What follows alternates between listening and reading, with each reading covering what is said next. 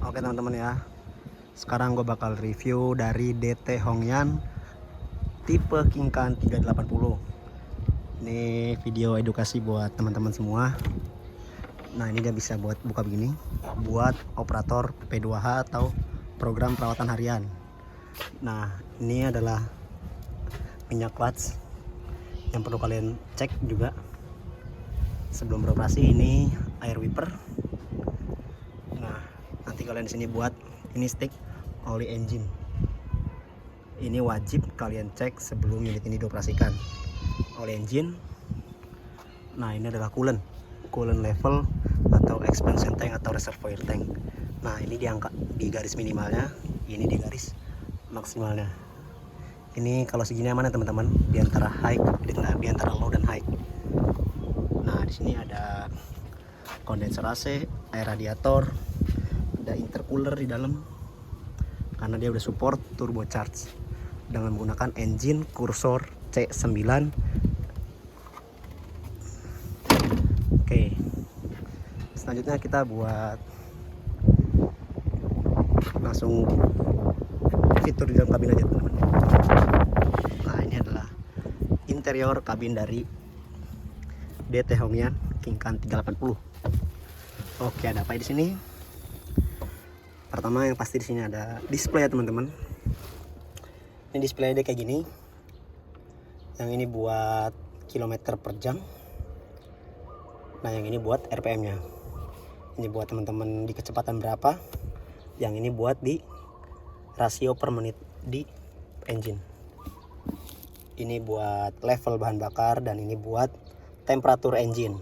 Nah ini ketika menyala nih, kalau teman-teman lihat, ini indikator pintu ini terbuka. Oke, kita coba kontak on ya teman-teman. Nah tuh pada nyala semua. Nah ini ada indikator baterai kalau dia nanti baterainya lowbat. Nah ini ada indikator peringatan bahwa ada kerusakan. Ini dia indikator parking brake. Nah dia untuk indikator angin di sini nih. Ini di tangki 1, ini di tangki 2.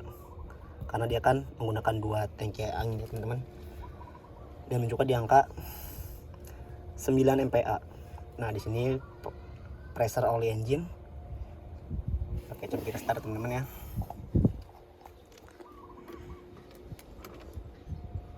Oh lupa, switch baterainya belum teman-teman. Nah ini kebetulan kita lihat switch baterainya teman-teman. Mungkin ini bakal jadi video di channel YouTube gue pertama ya teman-teman. Nanti gue bakal review di alat-alat yang misalnya gue tahu lah. Nah ini dia switch baterainya. Oke, sekarang kita coba on.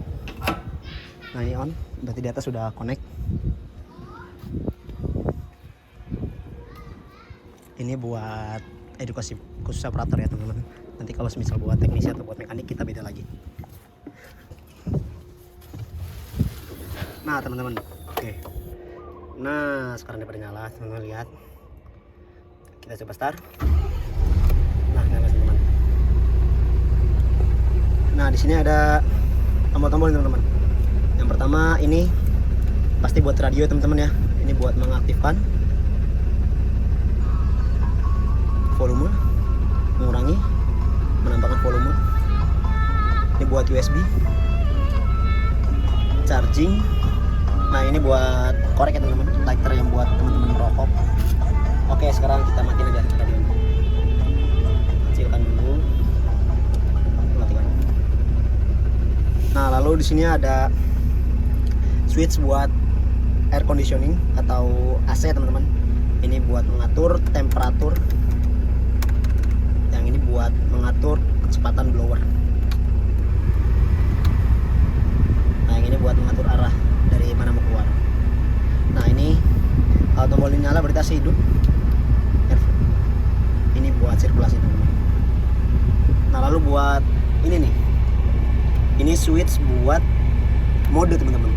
Mode H, mode M, mode L. Kalau misal saya baca di manual booknya, dia ini di mode semakin tinggi mode, semakin besar RPM engine yang dihasilkan teman-teman ya. Tapi menggunakan dengan bijak teman-teman. Nah ini dia switch parking brake. Dari lampu kabin. Ini klakson tinggi, klakson rendah. Ini buat lampu. Ini cruise control teman-teman ya. Itu coba saya pelajari lagi teman-teman. Nah lalu di sini ini ada samping juga. Ini buat switch inter axle, buat menyamakan putaran antara roda depan dan juga roda belakang. Karena ini unit 6x4 dan dia penggeraknya 4 itu di belakang, jadi dia buat menyamakan putaran antara gardan depan dan gardan belakang. Buat menyamakan putaran antara diferensial tengah dan diferensial belakang, atau gardan di tengah dengan gardan belakang teman-teman. Nah ini buat inter axle. Inter axle ini buat menyamakan putaran antara roda kanan dan roda kiri. Ingat teman-teman penggunanya, kalau misal buat inter wheel itu sebisa mungkin unit harus lurus ya teman-teman. Lalu ini switch PTO, power take off buat mengaktifkan dam. Ini switch buat rotary lamp. Nah ini dia buat handle transmisi. Dia masih manual dan transmisinya menggunakan fast gear teman-teman, dengan 12 percepatan maju dan 2 percepatan mundur. Nah ini kalau dilihat dari kabinnya teman-teman, lumayan mewah ya teman-teman ya. Lihat dia lumayan lega, sangat worth it ya teman-teman buat dikendarai dan nyaman lah intinya. Oke, coba kita tutup.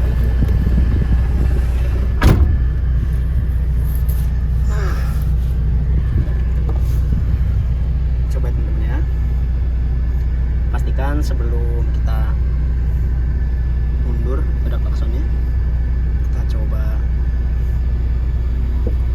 pasang gigi mundur.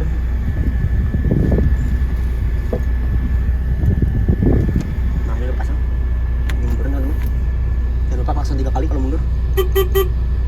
Salah. Nah dia mundur teman-teman, kalau teman-teman lihat jalan.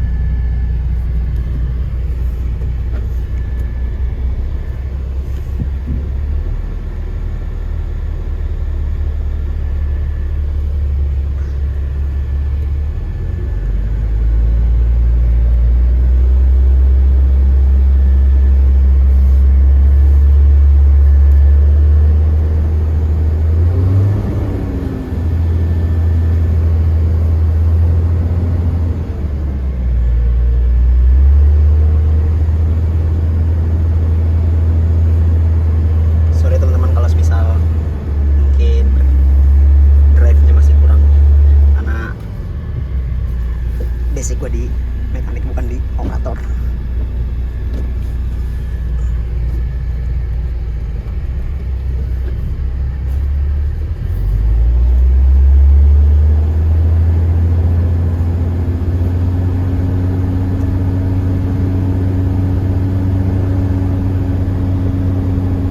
Habis ini kita coba pelajari komponen-komponen di luar teman-teman ya.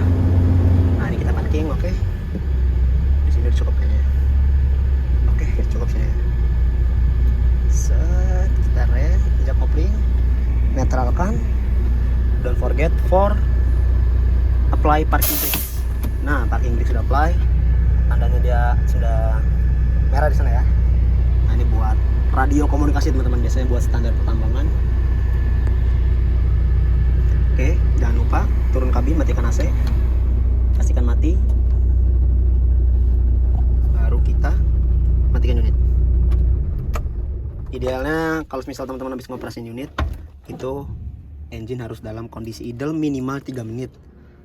Untuk apa? Itu untuk mencegah kerusakan pada komponen yang bernama turbocharger di engine teman-teman. Nah di jok kan juga udah air suspension teman-teman ya. Teman-teman lihat.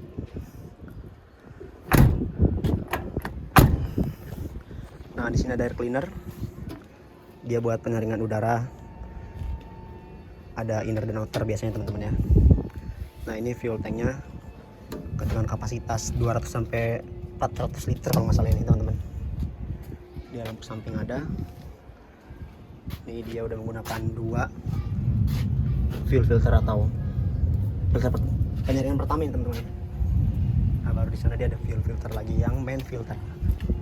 Nah itu kan teman-teman lihat. Nah di engine-nya VT teman-teman ya. Ini engine kursor yang sama dengan Iveco. Nah Nah ini ada apa aja, ada side guard jelas teman-teman.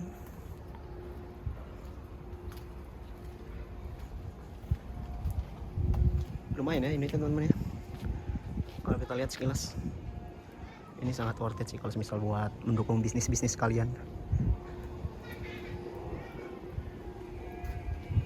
Dia bahannya udah menggunakan di 12R atau di ring 12 kalau nggak salah ya. Coba itu teman-teman yang tahu soal ban bisa kasih tau gue. R24. Jangan lupa habis menggunakan kita pastikan switch baterainya off kembali. Dia ada air tank 2 dan ada tangki udara lagi 1 teman-teman. Nah di sini ada silencer. Silencer ini digunakan untuk buat penyaringan udara sebelum keluar udara yang tersisa dari engine teman-teman.